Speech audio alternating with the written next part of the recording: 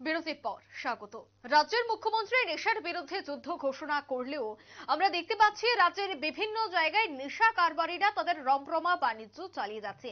তার জন্য প্রধান মাধ্যম হিসেবে ব্যবহার করা হচ্ছে রেলপথকে।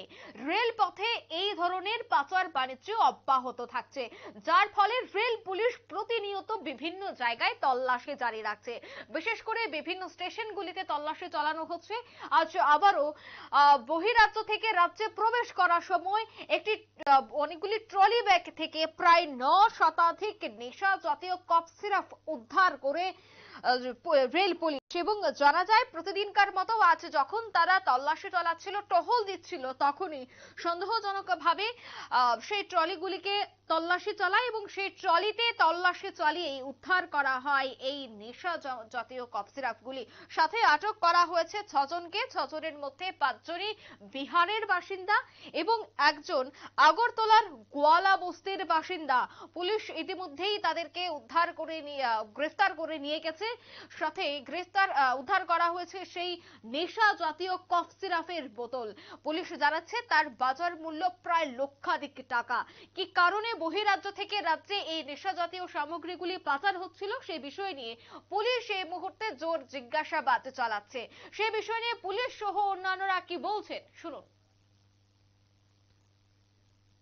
কমলাপতি গাড়িটা রানী কমলাপতি গাড়িটা আসছিল, ওই গাড়িটা থেকে আমরা 6 জন লোক আর সঙ্গে 8টা ব্যাগ, 8টা 2টা পিঠু ব্যাগ, একটা ডাফেল ব্যাগ আর 5টা ট্রলি ব্যাগ আমরা উদ্ধার করেছি। কিভাবে খবর পাইছেন? এটা আমি প্রি ইনফরমেশন পাইছিলাম যে কিছু কন্ট্রাব্যান্ডের জিনিস 1 ঘন্টা আগে খবর পাইছিলাম আমি মোটামুটি যে কিছু কন্ট্রাব্যান্ড জিনিস ওই গাড়িটাতে আসতেছে। কোথায় থেকে কোথায় যাচ্ছিল এগুলো? হ্যাঁ, কোথায় থেকে কোথায় যাচ্ছিল এগুলো? এগুলো আছে ওয়েস্ট বেঙ্গল থেকে, বিহার থেকে এখানে। ওইখান থেকে এদিকে আসে? এখানে আছে। আপনার পরিচয়টা? আমি OC RPF, inspector RPF Deepak Dutta. Thank you.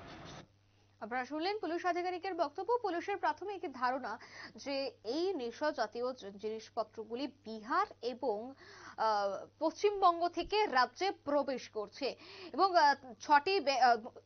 5টি ব্যাগ থেকেই এই নেশা জাতীয় দ্রব্যগুলি উদ্ধার করেছে পুলিশ। পুলিশের কাছে 1 ঘন্টা আগে গোপন খবরের ভিত্তিতে খবর আসে, তারপরেই পুলিশ তল্লাশি চালায় এবং জোর তল্লাশির পর সন্দেহ হিসেবে 5 জনের ব্যাগকে খতিয়ে দেখা হয়। তারপরে এই নেশা জাতীয় জিনিসপত্রগুলি উদ্ধার করে পুলিশ। রীতিমতো গোটা এলাকা জুড়ে চাঞ্চল্য সৃষ্টি হয়। এখন দেখার বিষয় যে পুলিশ যাদেরকে আটক করেছে, মূলত যে 5 জন বিহারের বাসিন্দা এবং একজন আগরতলার বাসিন্দা, তাদেরকে জোর জিজ্ঞাসাবাদের ফলেই হয়তোবা আরো অনেকের নাম বেরিয়ে আসতে পারবে। নিয়ে নিচ্ছে ছোট একটি বিজ্ঞাপন বিরতির সঙ্গে থাকুন।